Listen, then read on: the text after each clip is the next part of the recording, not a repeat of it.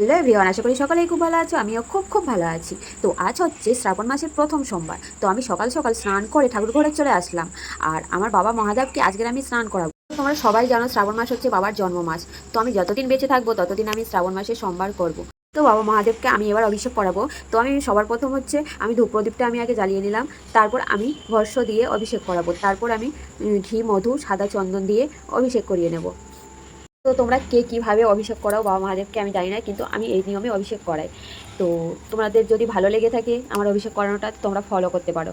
তো তারপরে আমি পঞ্চামৃত দিয়েও আমি স্নান করে নিলাম বাবাকে। তারপর আমি গঙ্গার জল দিয়ে ভালো করে বাবাকে পরিষ্কার করে নিই। তো আমাদের প্রত্যেকটা বাঙালির কাছে এই শ্রাবণ মাসটা হচ্ছে শুভ মাস। আর আমরা অনেকেই হয়তো তারকেশ্বর যেতে পারি না, আর আমি তো গিয়েছিলাম হয়তো বিয়ের আগে, বাট বিয়ের পরে আমি এখনও যাইনি। তো বাবার ওখানে যেতে পারবো কিনা বলতে পারছি না। তো বাবার যদি ইচ্ছে থাকে বাবার ওখানে নিয়ে যাওয়ার, তো অবশ্যই যাব। তো আমার এখন ভোগ চড়ানো হয়ে গেছে, আর সুমনও ব্রত রেখেছিল। তো সুমনও বাবার মাথায় জল ঢাললো।